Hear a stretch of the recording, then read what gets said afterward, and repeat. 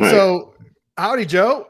Hey, what's going on, Brad? Well, went in the wrong room, waited for you, wondered where the fuck you were. Where the fuck were you, Joe?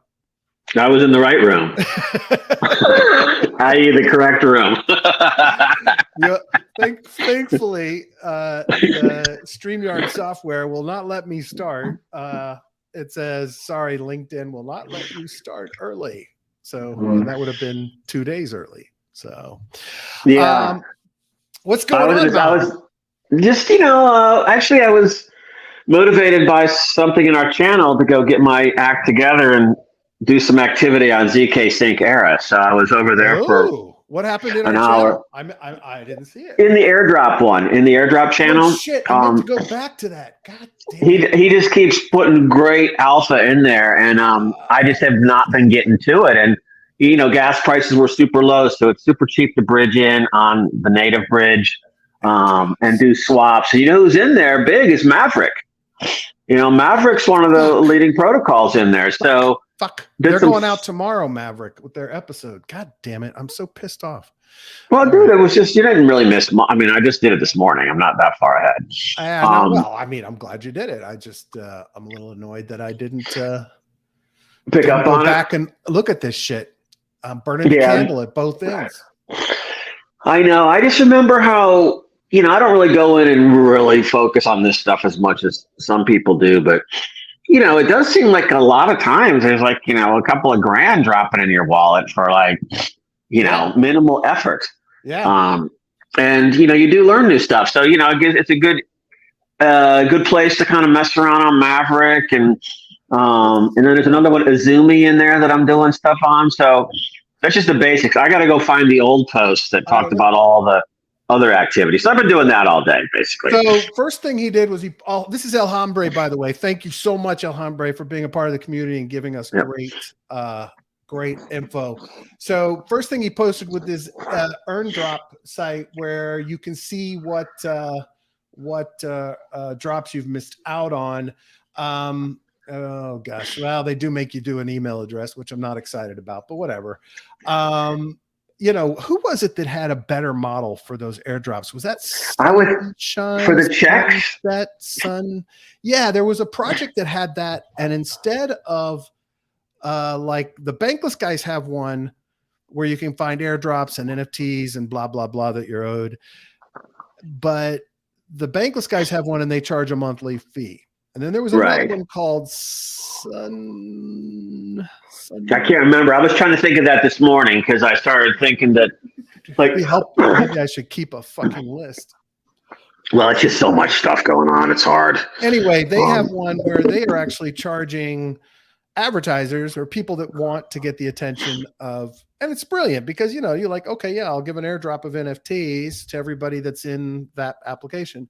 This one, let's see. I see a get Prime to unlock. So this one is also a charging service. They're charging access to some free airdrops via Uniswap, $18 a month to all airdrops for up to 8 wallets, which that's pretty good. And access to all airdrops up to 15 wallets is $26 a month. Well, look, I mean, at the end of the day, if you're spending 200 something bucks and you're making $1,000, $2,000 on an airdrop. Okay. It seems kind of like it's worth it. Anyway, El Hambre, thank you so much for all the good shit you're posting. And then this one, Joe, it says, if you neglected Linea's side quest, then maybe you want to consider still doing this one. Scores you 2,500 points, i.e. the equivalent of 5 NFT week quests. Linea, I believe, is Consensus's layer 2. And so I guess they're doing some kind of NFT voyage quest thingamabob. Let's see. Oh, yeah. We looked at this. And this is that site, I guess Galaxy. Is that how you're supposed to pronounce it? Galaxy? That's painful. Something like that, yeah. But this is the site where you can go in and find communities that are giving away NFTs for doing tasks. I assume it's promotional tasks, tweets, retweets, et cetera, et cetera. But he pointed out that Linea, which is, I believe it's the Consensus L2. If I'm not mistaken, that's what Linea is.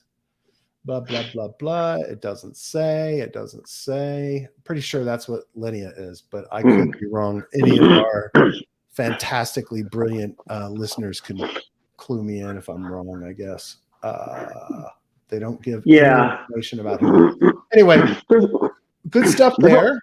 And then he said he also set up all of these potential earnings that you can do on ZK Sync Era with Mav, Overnight Fi, Onchain.trade, Izumi Finance, EasyCaliber.com, and Velocore.xyz. So looks like there may be some potential airdrops coming from all of these if you go do swaps and participate on chain. Of course, Alhambra is not guaranteeing you're going to make any money. Please take all caution and care to make sure that you're not giving permissions to some protocols that may drain your wallet later, pretending to do an airdrop. You must be cautious. You must be careful. Don't authorize, everything in your wallet to these people. Check it out and make sure that they are safe. Trusted organization. You and I both have met with the Maverick guys quite a bit, so that's one I'm definitely going to go do. Again, not financial advice. Approach with caution. I mean, these protocols are all, if you use them, you do swaps, like, you just go ETH to USDC and back and forth a couple of times on each of them. At the end, when they weight how much you get, it seems like number of transactions, amount, volume, dollar value, let's say, of transactions, and then amount of bridges seem to be kind of the top. How many times you bridge in and out seem to be kind of the top ones. Yeah. And I think in this one, there's also the original ZK Sync site, which I think is called Light, that you can go back and forth between it and Era. And I think, somebody has to look this up, but I think there's multiple airdrop criterion on both of those. So going back and forth would probably get you more or whatever. So, don't neglect them. And it's not as cheap as I think, like, say, Polygon or Phantom is. It seems to be about the kind of consistent with, say, Arbitrum pricing, if not maybe a little bit less than Arbitrum. So Niblets makes a good point. Use it. So for things that aren't dependent on your past activity, right? Create a new wallet. And Niblet says, use Trezor, segregate multiple wallets, only put enough into the experimental wallet that you are willing to lose. So his thinking is create a separate wallet for every one of these things, right? And use a hardware wallet, Trezor Ledger, with it to make sure that they can't do anything in your wallet. And then only put enough in the wallets to do the experiment, to do the swap that will earn you whatever, right? So really good points by Niblets. Thank you, sir. Yeah. Appreciate you. Good hygiene. Yes, good hygiene is important. So definitely. But the really important thing to remember is you don't get any of this news and information unless Joe and I bring it up on the show. But if you were in Telegram, when El Hombre posts in our community, t.me/mission DeFi, t.me/mission DeFi, it's on the screen if you're watching the video, then you would find out when he posts them and you might not miss out on the opportunities. So anyway, join our Telegram, take part, have fun with the discussion.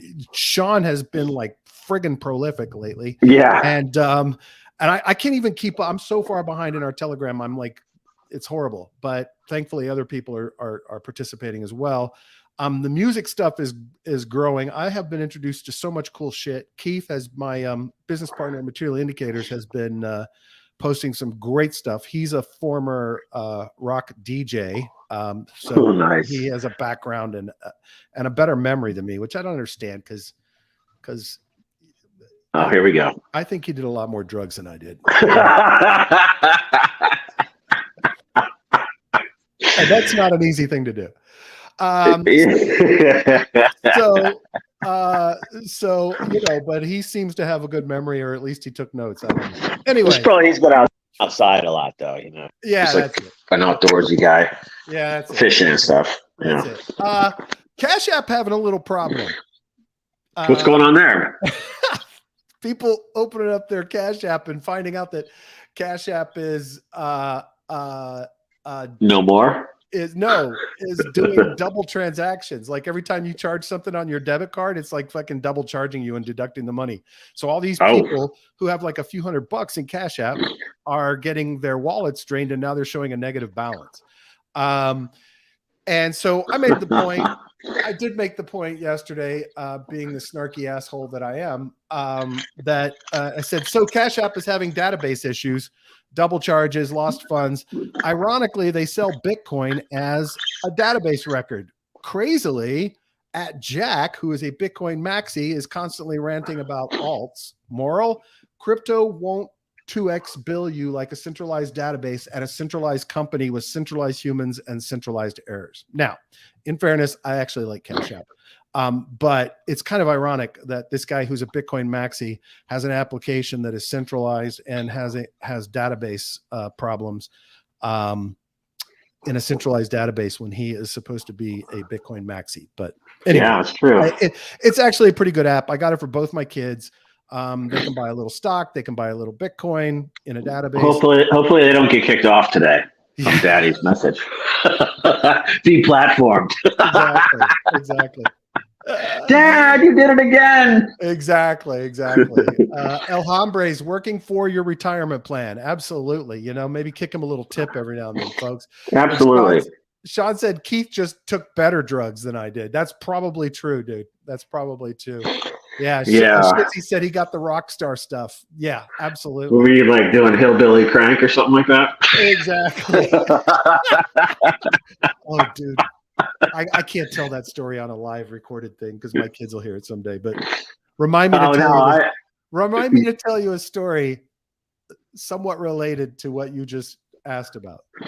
Yeah, I will. I mean, but you know how it is out in like those country boys, man. I remember, what was that drink that a lot of like ranchers would do? It was something in Mountain Dew. It was like, no. What the frig would they put in there? It was like horse tranquilizer or something like that, and it'd be like, oh yeah. I remember that shit. Yeah.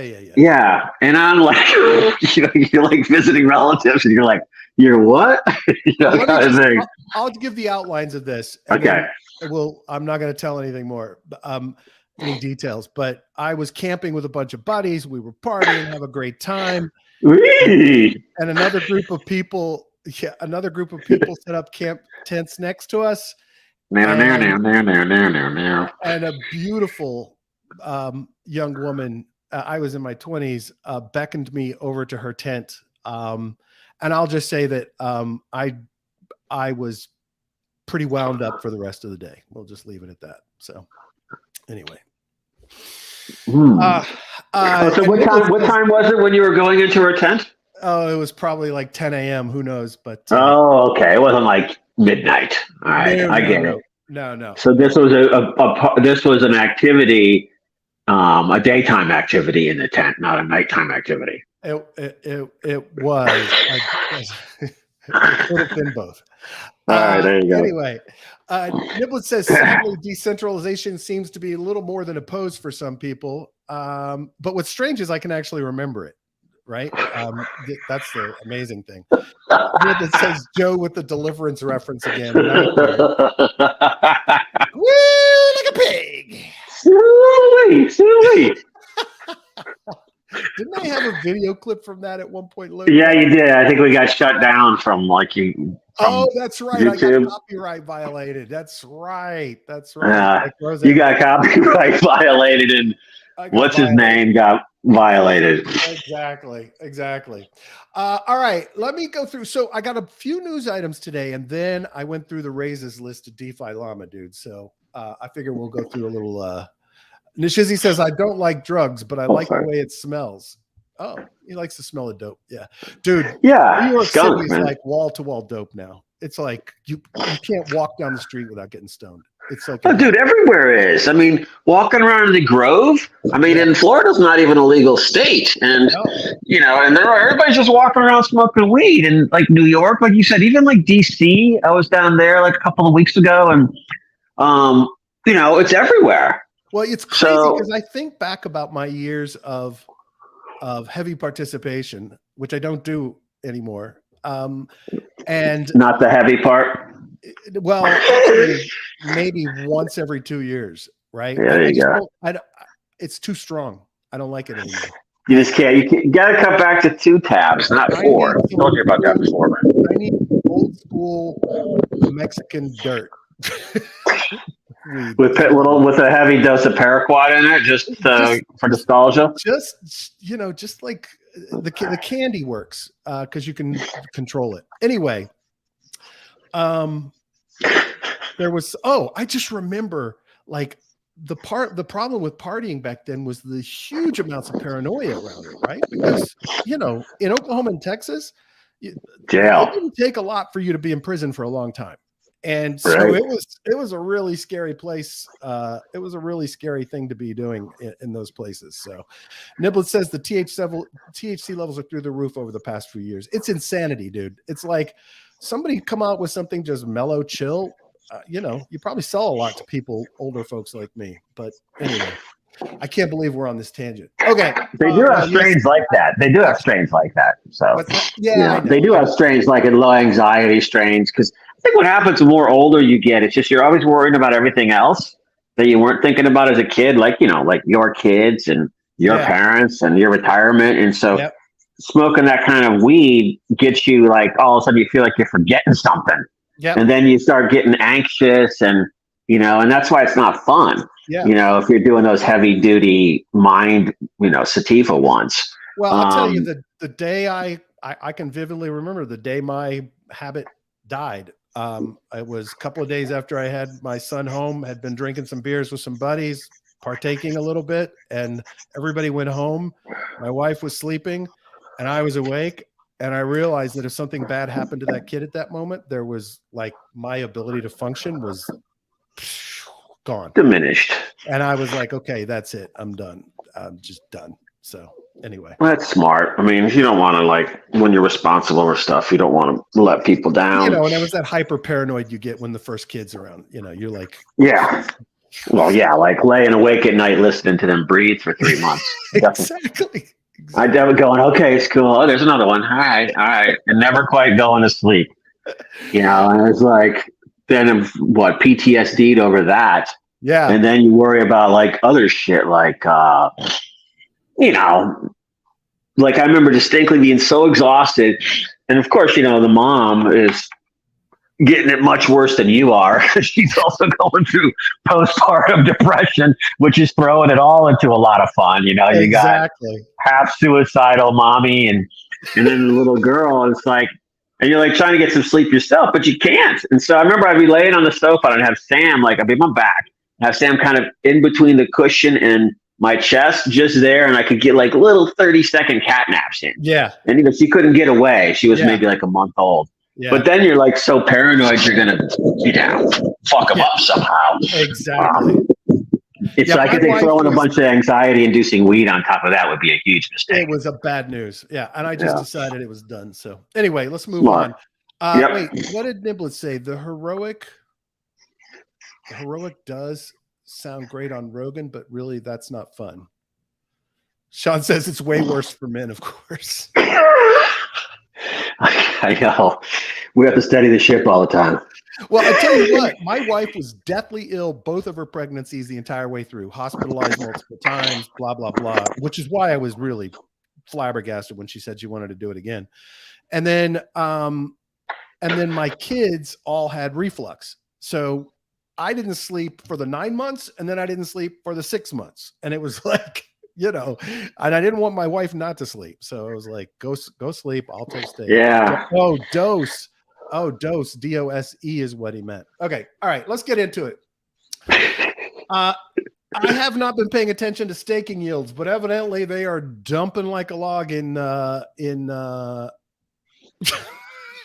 What the fuck, Shizzy? I don't know why I guess he says, I still don't know why men have nipples. I couldn't do anything helpful. No, you can't, man. You didn't try. Did you try out that milking machine, buddy?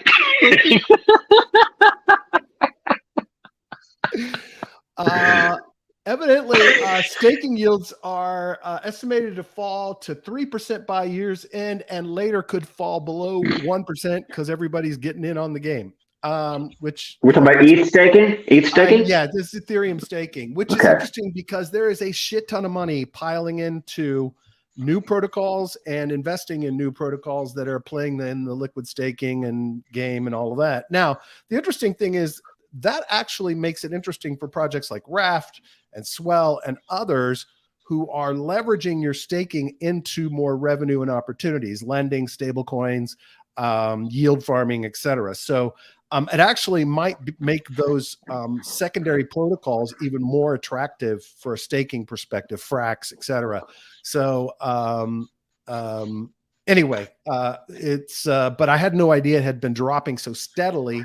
I hadn't looked at it recently. Let's take a look real quick at what Lido's offering or saying they're offering currently on their website, what it's dropped down to. Yeah, 3.8%, 4.3% on Polygon, Solana 5.5% because nobody wants to do it. Yeah, I'm still getting 180% off on Genome ETH pool on Camelot. So really, there's so many. Yeah, there's so many. Like I was looking at Azumi Finance today on just up on ZK Sync. There's like pools in there, Azumi and ETH at 470% or something like that. I mean, there is yield out there. I mean, I'm not sitting on a stack of 10,000 ETH looking to get 5% on it. Right. I get that game, but I think that we have to always remember if we stay on the edge that we'll always find those high yield plays, and then just kind of take the winnings sort of back to the main bank, basically. And I guess that's ETH and BTC or stables. Right. But you can still get that. I think it's, if people look at this strategy, like the ones you're talking about with the collapsing yields, and think of that as bank accounts, and then go out and find the stuff on the edge that we look at and think of that as playing equities or something, where you're betting more or taking risk, and then bring the proceeds back. You can still have fun. Yeah, absolutely. Totally agree, dude. Totally agree. I was trying to find. I must have closed these. I don't know what the fuck is wrong with me. You remember those sites I used to go for looking for the yields? Can you think of what they fucking were? Pornhub.com? No, wasn't it on DeFi Llama? Didn't DeFi Llama? I don't think DeFi Llama has quite the search capabilities as there was one you used to go to. Was it Manson? Oh. No, Naval. Oh, fuck. If somebody's listening has a better brain than my 57-year-old brain, could you please step up and let me know what the fuck it was? Niblets says Canto Note LP is still printing 109% APY. Niblets, is that on, you doing that on Beefy or Direct? Or is that Velocimeter? I presume that's for Shizzy. Niblets. Oh, sorry. Niblets. Let's see. No, I mean Sean's comment. Sean's comment. What did he say? You need to Google clamps too. Direct. He said Beefy's cut is too high. Oh, interesting. Let me see. LP interface. Oh, Canto Note. I'm not logged in. Wait a minute. Where do we lending? Why am I seeing zero? Oh, there we go. 101 point. Oh, that's Canto Atom. Canto Note is 82.45% today.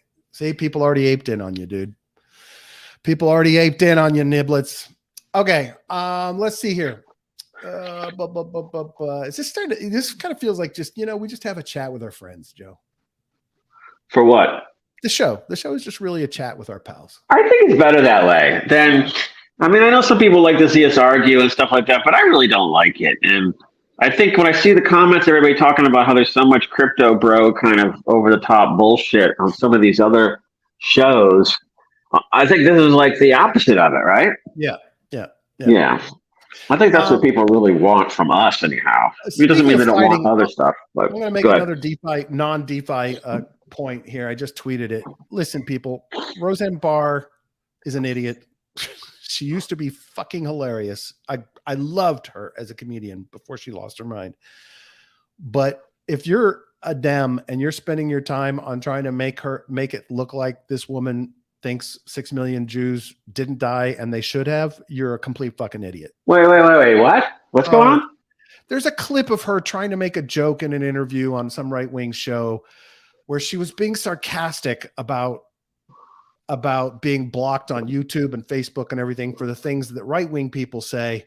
And so then she was trying to be sarcastic and make a joke and say that nobody died. The Holocaust didn't happen, Holocaust basically. didn't happen, and 6 million didn't die, but they should have, blah, blah, blah. She was joking. She was just making I see. joke, but Yeah. it was poorly delivered. It, felt like a rock. But now all of these people on the left are like retweeting her and talking about how she hates Jews. And by the way, she's 100% Jewish. She says it on the show. And it's just like, pick your outrage, people. Anyway, sorry. Okay. Well, you know what? Real quickly, it reminds me of when, I don't know if a lot of people probably do remember this, but when Colbert played the character on the Jon Stewart show, where he was the right wing commentator, I mean, I don't know how people didn't see that it was satire or comedy, but people believed it was real. It's incredible. So you gotta, I guess it's a language thing or something, but try to understand the nuance around the comment and the circumstance and context she would of actually say that. I know she's an insane idiot, but she's not going to say that. And she says in the interview, "I'm Jewish." It's like, come on, people. Anyway, she can say whatever she wants. Yeah, Sequoia partner Alfred Lin is standing by their $213 million investment in crypto and crypto exchange FTX, and said he would do it again. I don't know. Can't make this up. Well, I mean, so they're probably in the highest category of preferred stock. So they're the last to get liquidated. So out of the bankruptcy, what's happening now, they're probably already making money, is my guess. Well, on value. I think the point is, I think he's trying to say that they thought it was a good investment at the time, and if they had the same information, they would think it was a good investment today. And like we didn't get snookered by SBF. We just invested in the fundamentals of the operation and where we thought the market was going to be in 10 years because we're fucking geniuses. Exactly. And we didn't do real look, they got suckered in. I mean, you just look at that blog post they wrote about him. It was like, Jesus Christ, dude. Yeah. But in the end, they're going to make money. Yep. I mean, we'll look with the valuations back up to, I think, the $8-9 billion range. Yeah. And so I would think I don't know when Sequoia got in, but I suspect it was in the sub $1 billion range. Yeah. Usually those guys are in the sub 500, or they get so many warrants and ratchets and things thrown on that it, DCAs them down really low. But I would bet they're already up 10x at this point, at least. Probably so. Yeah. But I don't like that hubris. I don't like that hubris like you as well. So it's kind of cocky. It's too cocky. You made a mistake. Just fucking admit it. You go, thank God it worked. The heavens worked out for us, basically. It's like, but we effed that one up. You didn't do the right diligence. You didn't really check out what was going on the ground there, and you screwed up. Whatever. This was interesting. Of the 14 investments, crypto investments this week or last week, $50 million was funded. I'm going to go through some startups here in a minute. Where was it? I wanted to find it. Anyway, most of it was concentrated in DeFi is the point. And this is why I went back to the DeFi raises group table at DeFi Llama, because DL News is DeFi Llama, by the way. So everybody knows when I quote them. It is owned by the founders of DeFi Llama, which is, for me, one of the best in terms of journalism. By the way, they did a really good job of recovery from that debacle of a few months ago when somebody was taking the code and two founders were pissed off. Remember that at DeFi Llama? Yeah, they really recovered from that well. Yeah, they did. Kudos. They really did. So I wanted to start taking a look at. We've done this before, but I thought it'd be fun to take a look through, or not fun. But I thought it'd be fun to take a look through and see what's been getting funded. I think I went back through like mid-June on some of these and pulled out some. Not everyone in the list is there. This one is interesting to me. Look, I love Lens Protocol, and I think it has a ton of potential, right? So just for people that haven't played with Lens yet, Lens is a decentralized social network infrastructure on chain on Polygon, right? And they released without an interface to it. with the goal of saying to people, hey, use this system, use this platform to build other kinds of social media applications. And so we have Twitter, YouTube like copies. We have Facebook like copies. We have kind of unique shit that's being done. We have people like the guy we had on last week. The AI dude. Yeah, he's doing some shit specifically with NFTs on Lenster, and his that NFT system, that dashboard with the cool spaceship interface, that's going to be happening on Lenster as well. Was he Strudel? Was he Strudel? Yeah, he's Strudel. Okay, got it. Okay, thanks. So it's great shit, right? But here's what I'm trying to understand. There's no token. There's no NFTs. Big name investors invested $15 million in the funding round. What's the exit? Well, I mean, what are they investing in? Yeah, maybe there's a future token opportunity or something like that. I mean, it is Aave, so maybe they're just trying to make sure they have a good relationship with Aave, right? I mean, that's who built it, is Aave, right? But I mean, you're talking IDEO, Collab Ventures, General Catalyst, Variant, Blockchain Capital, Palm Tree, A Capital. I mean, these are names, good firms. Yeah. And then Hayden Adams from Uniswap, OpenSea co-founder Alex Atala, Balaji, Sandbox co-founder Emily Yang, a Polygon co-founder Sandeep. I get it. I think it's important for the environment, but I mean, for the environment of DeFi, but what I don't understand is what they're buying. Maybe it's just like a grant. I don't know, but they talk about raising a round, right? $15 million round. So I don't get it. I'm glad to see it. Don't get me wrong. I'm happy to see Lens having some opportunities here, but I don't get it. Niblets has a request. Can we talk about what the fuck is happening with BCH doubling in price this week? I can't make sense of that. I don't even fucking pay attention to BCH. I didn't know it had doubled in value. It's something to do with Sovereign, I think. Wasn't that Sovereign is not doing anything with Bitcoin. No, there was something, because you look at it, it's been up, but who was also doing it. The guy the guy in Strudel too, he was doing something with BCH for some reason. It ties into ordinals or something. Well, because remember, I don't think he's not doing anything with BCH. Here's the one thing I would think. I thought I saw it as VBCH on his site, or my confusing projects. No, I think you're confusing projects. All right. Here's the benefit of Bitcoin Cash over Bitcoin for ordinals and all of that is the blockchain size, the block size, right? You get a larger block size with BCH. And so if you were doing this ordinals type stuff and this inscriptions, and you wanted to store bigger size files and have it be cheaper, it'd be better on Bitcoin Cash. Unfortunately, it's not Bitcoin. So at the end of the day, it's just a fork of Bitcoin, and it's not going to have the cachet of storing your shit and your applications on the blockchain that is Bitcoin. And so I don't get it. And I'm sorry, Niblets, I have no idea what's driving the price up. Maybe it's, maybe CZ's making a play and wants to, well, I don't know. I have no idea. But yeah, man, it is up. It's way up. Yeah, it's been going for a couple of days. And there was, I swear to God, when I was on, where's this damn Strudel Finance again?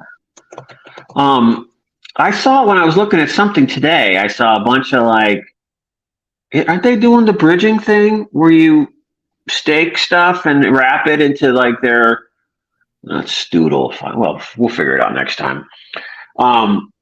But yeah, there was something where it's being required or being used for something. Yeah. It's interesting. Look, I mean. Well, who's the big BCH savant out there? Sean? He might know something.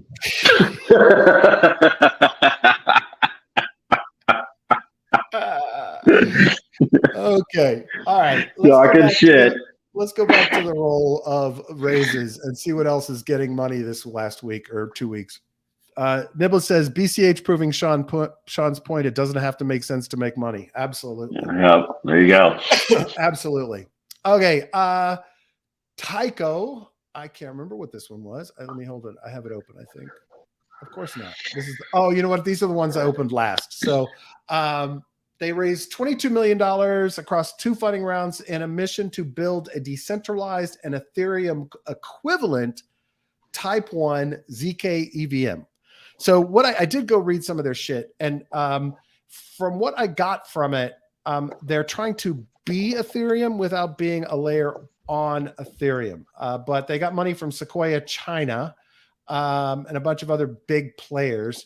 But we strongly believe the principles that made Ethereum the default settlement layer of the open web, decentralization, permissionless, and security must be upheld at all cost in layer 2 solutions.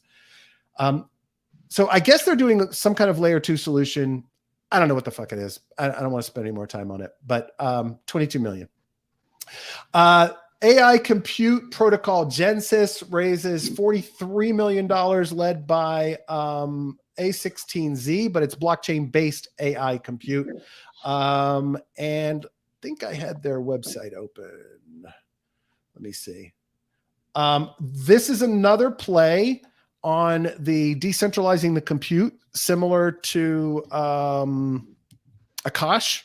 But again, I think this one is more kind of everyman oriented than large scale oriented, whereas Akash is provisioning from people that are hosting a lot of GPUs. This is one that is making use of the GPUs on desktops, on homes and computers, on your own, maybe you have one GPU somewhere. So again, I think these are really good plays. I think there's a ton of opportunity rather than just being kind of the GPU provisioning service. I'd really like to see some of these start integrating on-chain access to LLMs and people doing computation on some faster chains.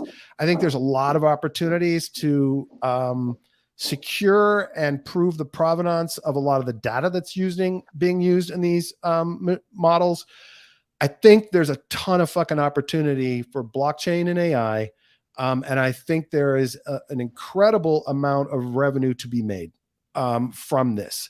And I think that there is an opportunity for crypto to become the haven for open source AI, right? So that's not the open AI, although despite the name of the world, but that's like Llama that Facebook is open sourced. There's an application that I've been using called GPT for All, which allows you to run local AI models on your machine using a CPU. So even if you don't have a GPU, you can run a $13 billion model LLM on your machine using CPUs. And those are only going to improve. My point being, I like AI plays in blockchain. I think there's a lot that can be brought to the table from blockchain.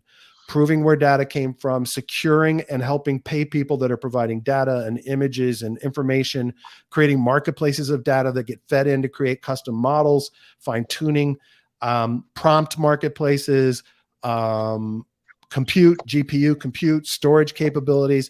I think there are a ton of opportunities. So the more I see of this in DeFi, the more I like it. I think that, Hasib has said that AI needs money.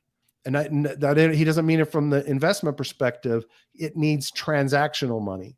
It needs the ability for people to lease and use models and data so that other people that are creating these and doing the hard work of computing it are getting paid for it, because it costs a lot of money to use GPUs to create these things. So the idea of per use microtransactions, there's all kinds of models here that could really end up, and I don't know where they're all going to go, but I think there is a ton of friggin' potential for AI to have a really big play on blockchain and DeFi. So I'm hoping we see more and more of these investments. So any thoughts there, Joe? Sorry, dude. I was researching BCH. No, I put a link in the channel in the Mission DeFi Telegram chat in the Bitcoin piece, or the Ordinals Bitcoin one. So good information. It seems it's talking about BlackRock and it's talking about Ordinals and the big block size, like you mentioned. But I didn't read the whole thing, but it's in there for everybody who wants to check it out. Here's another AI crypto investment. Salesforce Venture Capital arm investing $6 million into Mnemonic HQ, which is an NFT-based play, again, related to data, storing data and approving provenance of data and licensing data for use in large language models, which are the models that we all use, like ChatGPT, et cetera, to utilize AI. So Salesforce, I did watch it. I watched actually a demo the other day of some of the shit that Salesforce is deploying in the AI space, and they're going hard and heavy into it.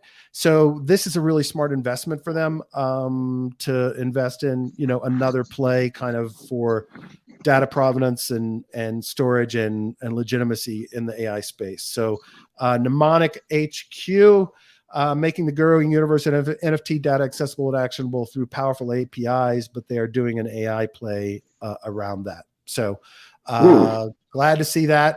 Let's see. Wait. So that was what when I'm thinking about stuff like this, like when I see Salesforce and I'm like, what are they trying to do? And you can kind of see where with business going more remote or being more remote or people working, virtually or distance wise, is that eventually in a metaverse or is it already in a metaverse? And how do you operate in there? And I guess that's where AI is going to intersect in with all of that in some way, shape, or form to make those worlds work. I mean, I see a metaverse AI collision of some sort. I definitely think there could some potential for it. It's like when we were talking to Carlos last week, right? He's got AI generating worlds and characters and storyline and narrative in a somewhat of a very simplified metaverse, right? And that's one of the ways this can be utilized. For me, there are more kind of infrastructure fundamental things that have to happen for AI to succeed in an open source way. Right. We've, all of this talk of regulation of AI is just pitiful because at the end of the day, the only people that are going to qualify for that and have the money to qualify for that are the big commercial closed source players like ChatGPT. Right. But I mean, OpenAI, but there's a ton, a shit ton of open source applications, large language models, data embedding capabilities, database capabilities that are being released every friggin' day. I have this constant fire hose of AI related tech data coming into me. And what I think there's an opportunity to do is to more legitimize the AI components and infrastructure utilizing crypto and blockchain. So payment models, data storage models, proving data, who owns the data that's supplied to train the models. There's a ton GPU provisioning for doing and computing on the module. I think that there's a real strong play for blockchain to have a play. Now, if I had a high performance blockchain or a high performance DAG, as Shizzy referenced Phantom yesterday, I would orient myself to that play, right? I would orient my chain to being that provider of everything. Like, here's where we have a provider that's doing GPU provisioning. We have the speed, we have the capability to do this, this, and this, and this, right? Like I would go from a biz dev perspective, hardcore after every open source project, every project that's open sourcing, every company that's open sourcing their data, every GPU provisioning service, everything to get them on my chain. That would be my focus if I were a leader of a chain. So anyway. It almost seems to me like one of those entities has to maybe buy one of these chains or acquire one of these chains. I mean, there's too many chains. We know, we say it all the time. But if say and I'm just saying them because they're big, but if you take like what Metaverse has and what they've tried to build, Meta and their Metaverse project, and then somehow blend that in with all the AR, VR, AI stuff that they're working on in other areas, and a chain, high performance chain like that, then they have the critical mass to make it viable on that chain, pretty much any chain, really. And that would be pretty interesting to see that kind of scenario. Yeah, you would have a trust issue with somebody taking over a chain, but there are plenty of really smart people at some of these chains that are high performance and low fee that could really go hardcore from a biz dev perspective about building themselves, about going after this community, right? AI is like flying fast and furious. They can provide a revenue model. They can provide storage, all the shit I've been saying like 400 times now. And own a market. Like, it's like what we were talking about yesterday with relationship to Phantom. It's like, I'm not saying Phantom should do this, and it may not be appropriate for it, but all of the performance enhancements that they are doing, all the things they are doing to make this better, and all of the problem they've had in the past with retaining and growing from biz dev, I would go hard after this. I would like go really hard after it, but that's just me. Well, it seems like, if, again, I was thinking about like Genome's DAO again, and, life sciences and things like that, where the size of the data files is so huge. That could be a fundamental underpinning of, the personalized medicine space. I mean, that application really could take up an entire chain and be the whole chain. So, when you think about things like UBI, you think about things like, what we were just talking about with the AI, intersections needing a chain, things like that. Those, I'm not really saying go in and like a, hostilely take over a chain. I'm more talking about partnership or, merger or something like that. But maybe that's what happens to all the chains. They all kind of specialize around either a vertical market or a very specific application. Absolutely. I think they have to. I think they have to get to that point. I agree, man. So that could be so we should all be thinking as a community then about what chains do we really like out there? Which ones? Because there's a lot left over from 17, 18 that are really good. Yep. And then there's new stuff that pops up that sort of, rethought the basic concepts and maybe has better tech. But it just hasn't, doesn't have the time in use, so to speak. But as a community, go look and figure out which ones. I mean, we always talk about Cancer, we talk about Phantom, but you did a show with Horizon Labs, you did a show with Casper Network or Casper Labs. So we talked about Core DAO in the past. They got a $200 million fund now.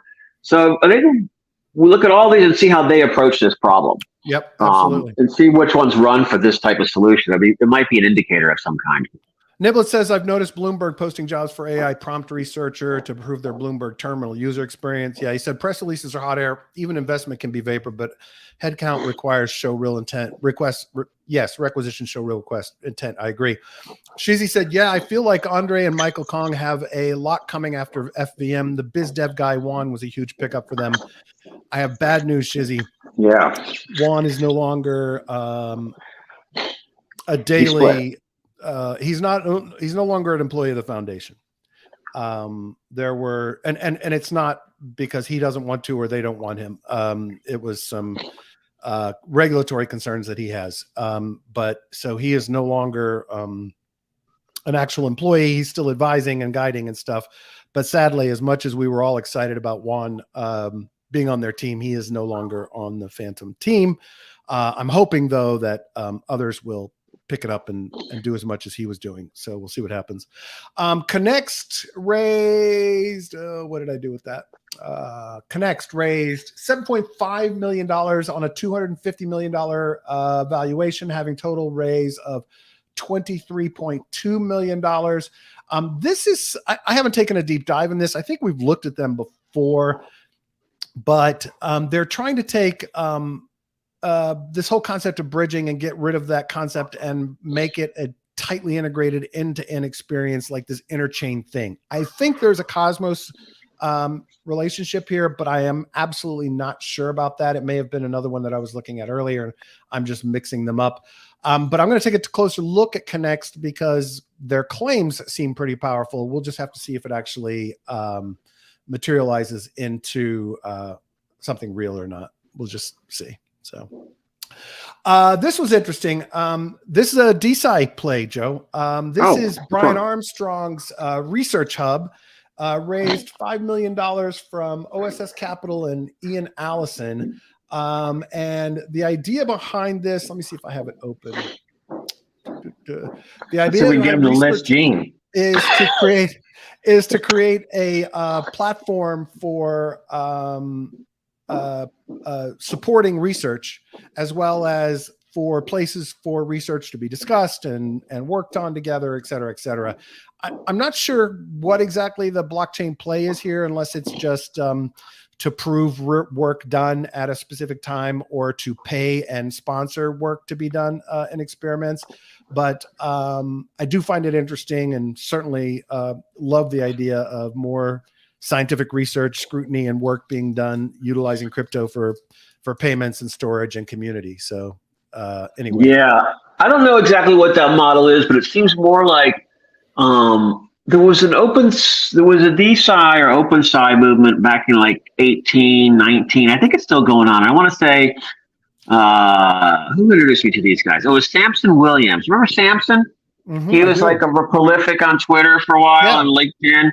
A guy from actually Florida, but I met him in DC a few times.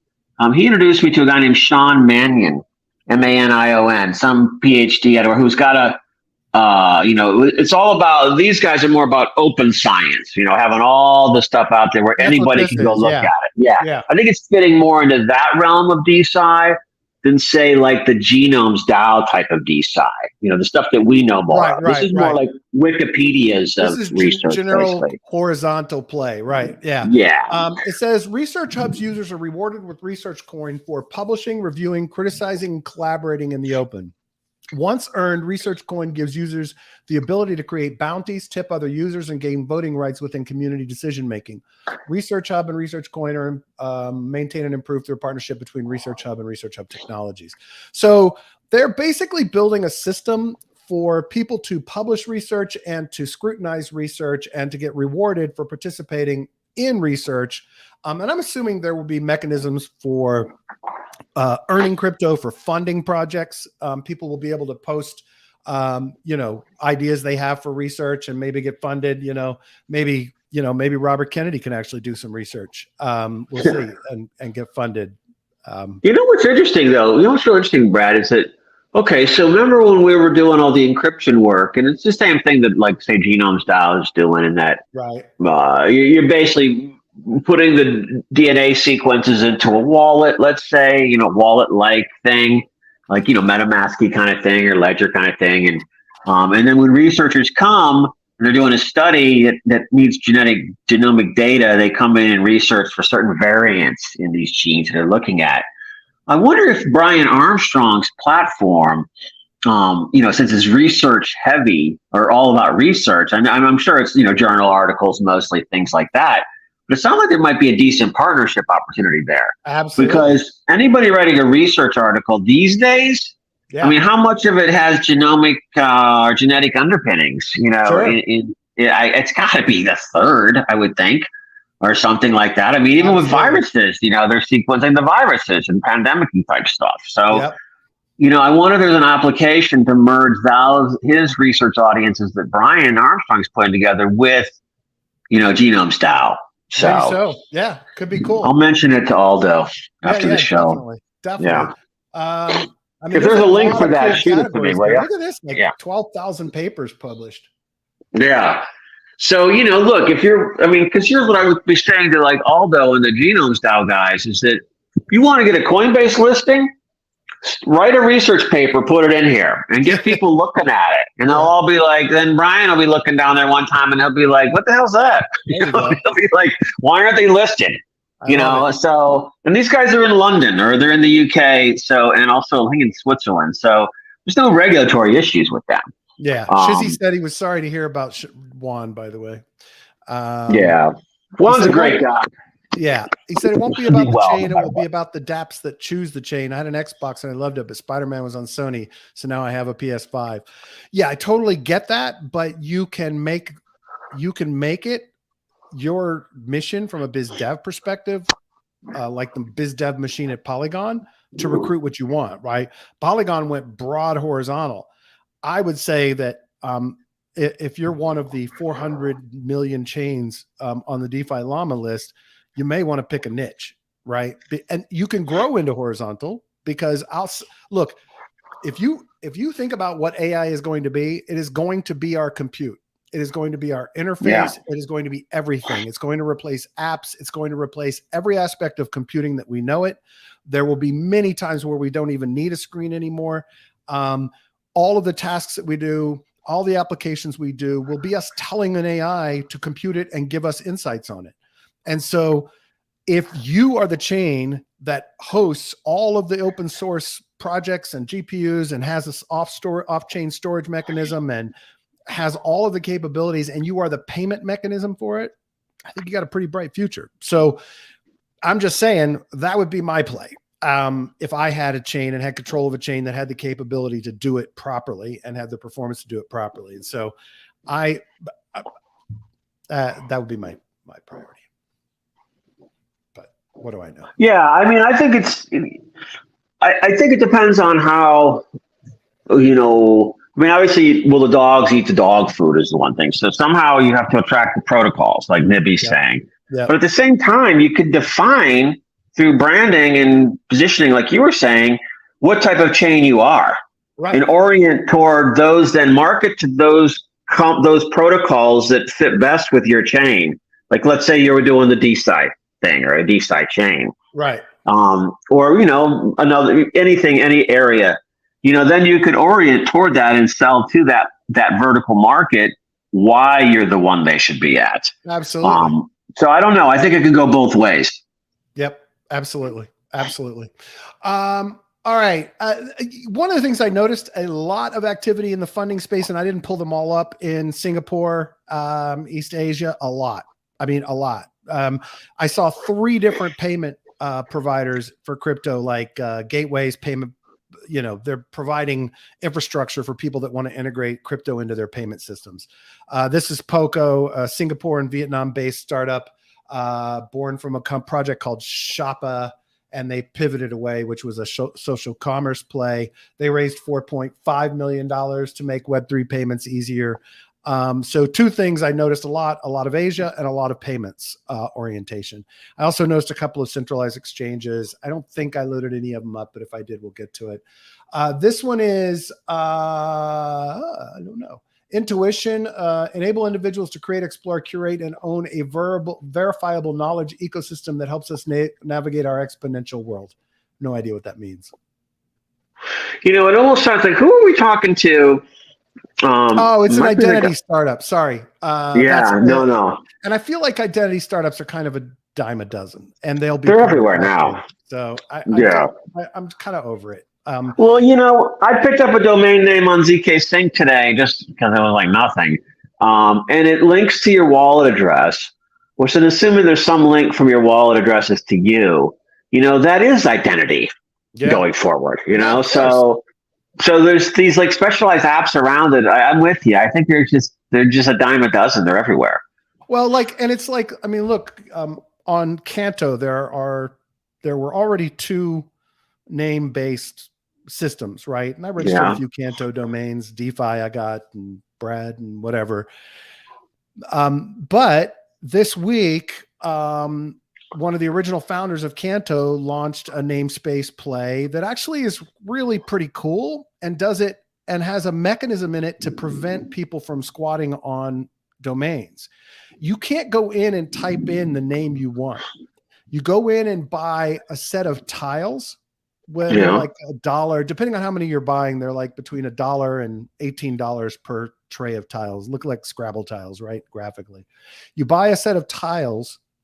And so I bought 10 sets of tiles, right? Well, within all of those tiles, I was able to pull out characters from the tiles to create my name, right? But you may only buy 3 sets of tiles and you don't have enough to spell your name. And so you're going to have to come up with something else you want, or you're going to have to buy more tiles for it. But the cool thing is it's not an open system where you can just go in and say, I want Brad, right? You actually have to work at it to get it there. And then they have emojis and all kinds of other characters and symbols you can use as your name. And then their plan is that this will be a tightly integrated identity system, as well as kind of a URL system for the chain. So, makes sense.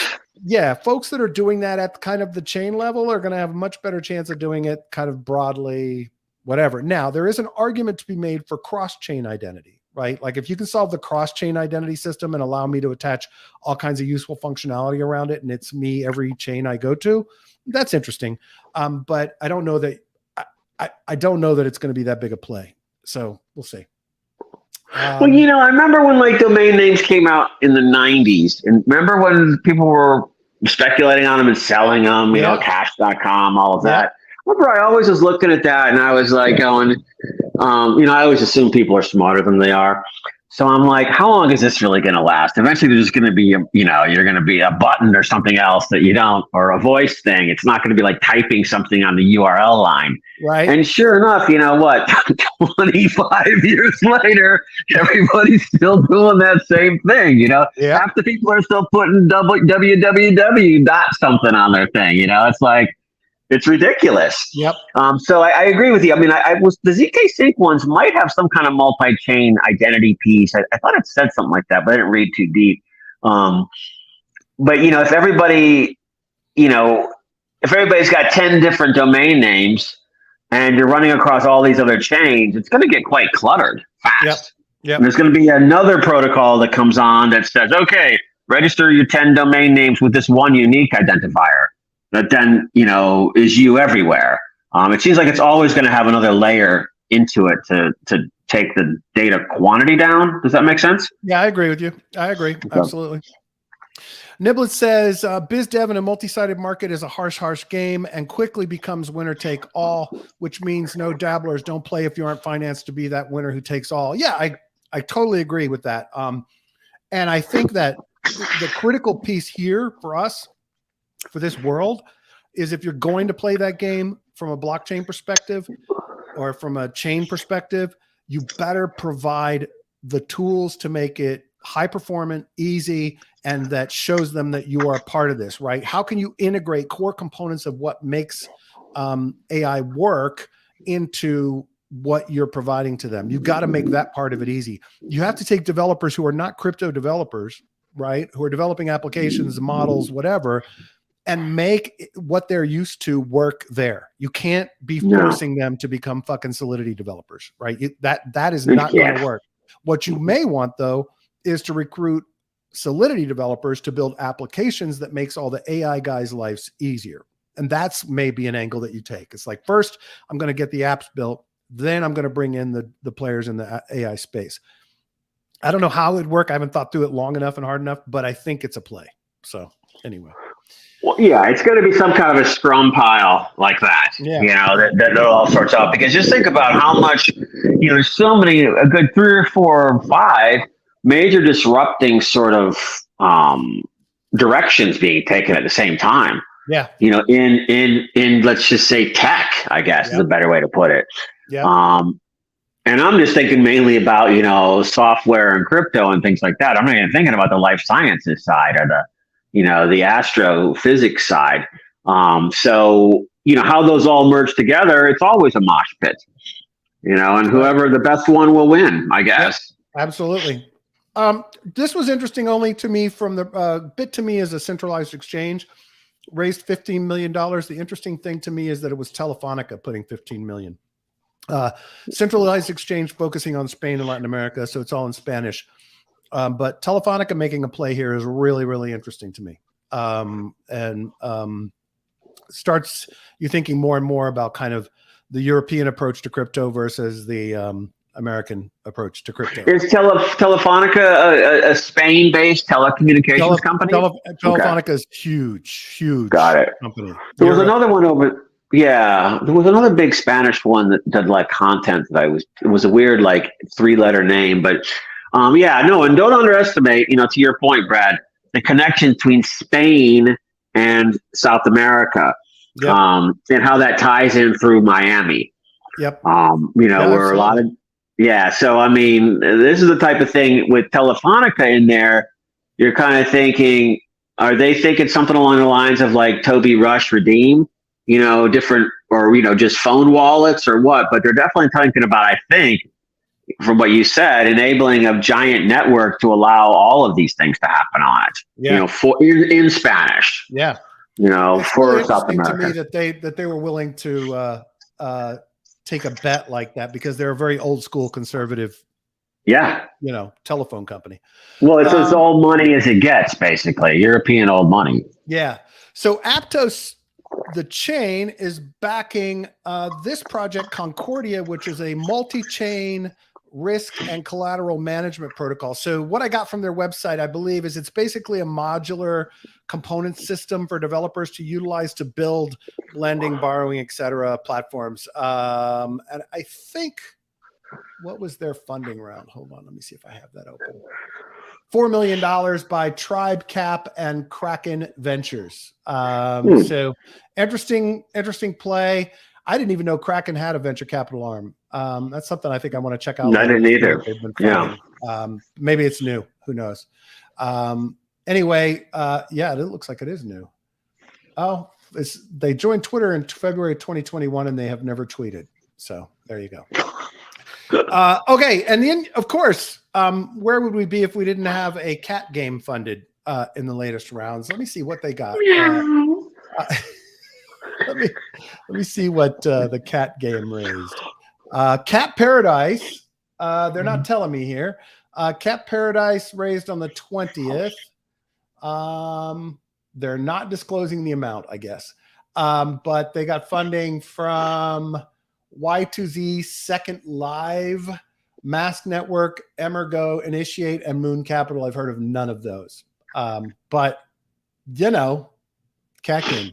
Maybe it's a gaming platform and it's more than that. But what is it, like shooting cats or something? What is it about? I mean, what do you... Cat Paradise. Let me go back to where I am. Another Crypto Kitties kind of play.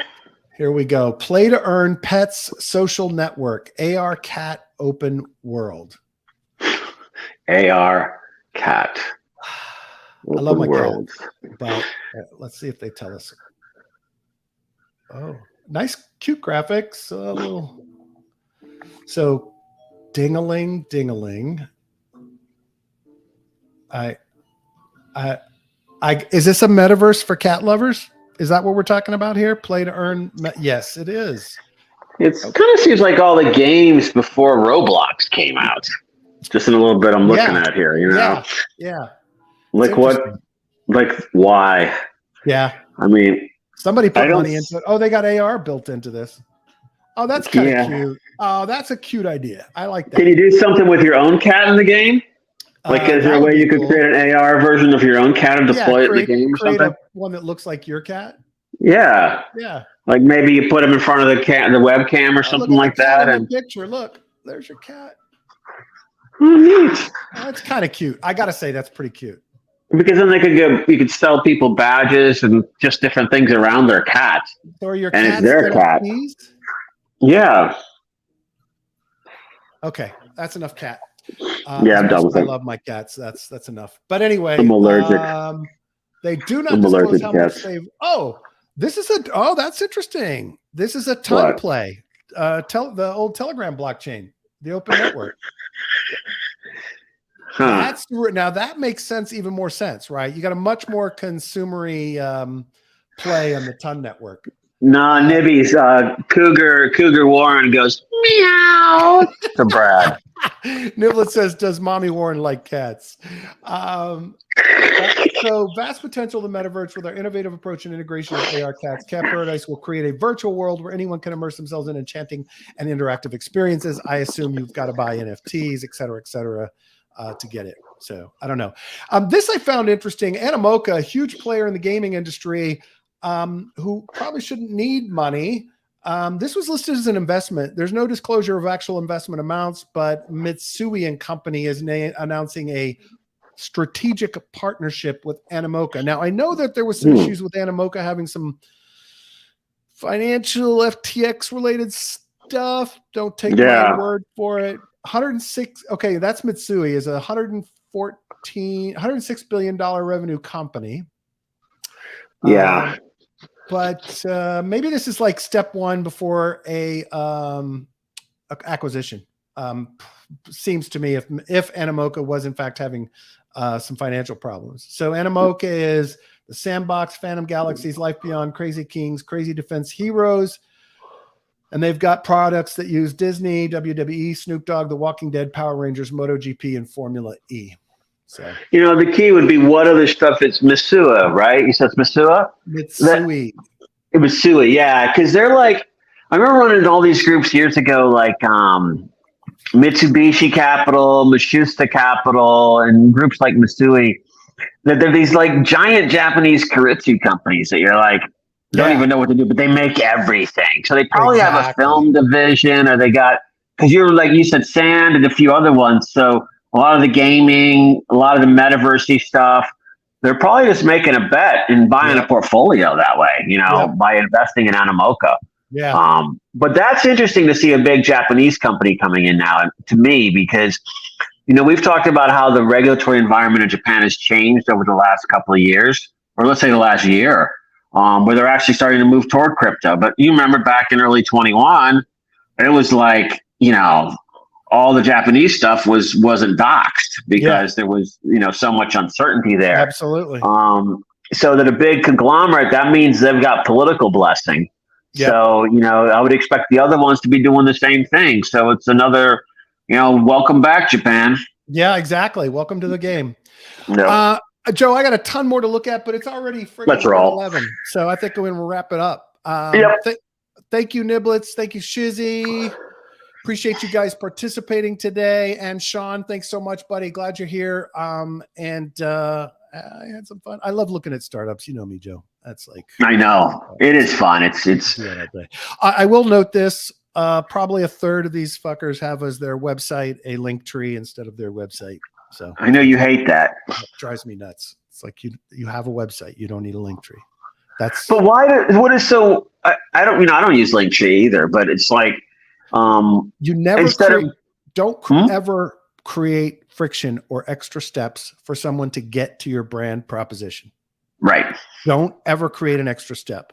You have a website, get them there where they can see what your value is. If they don't know who you are, what you do, and you can put your links on that website. Why do you need another page to make people click a separate link to get to a separate link to find out what the fuck you're about?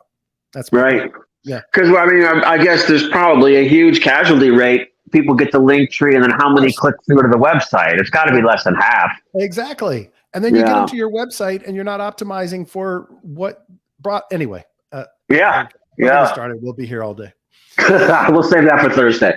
Hey, if you're listening or watching on Spotify or Apple Podcasts, please rate and review us and subscribe. Make sure you help us get a little boost in the algorithm so we can get more people having fun with us. If you're not in our community, you should be in our community. T.me/Mission DeFi. That's on Telegram. T.me/Mission DeFi. Or in your Telegram app, just search for Mission DeFi. We're there. We're having fun. All the people that participate every day in the show are there. You get to meet them. You get to know them. You get to hear their great brain dumps, and you get to I think we'll set up a comedic channel for Niblets maybe and just have him do sarcastic comments about everybody commenting in the other parts of the Telegram. If you're watching on YouTube, please make sure you subscribe, click the little bell so you get alerted when new episodes come out. And now when you click the bell, you have to choose all episodes. So do that. And make sure you smash the thumbs up so we get that boost. Thank you very much for watching and participating. We love you and appreciate you, Joe. I hope you have a great afternoon. You too, buddy. And thanks as always. It's always fun. And thanks, community. Really appreciate it. Look forward to seeing you guys on Thursday. That's right, bud. Take care. Have a good one. Cheers. Bye-bye.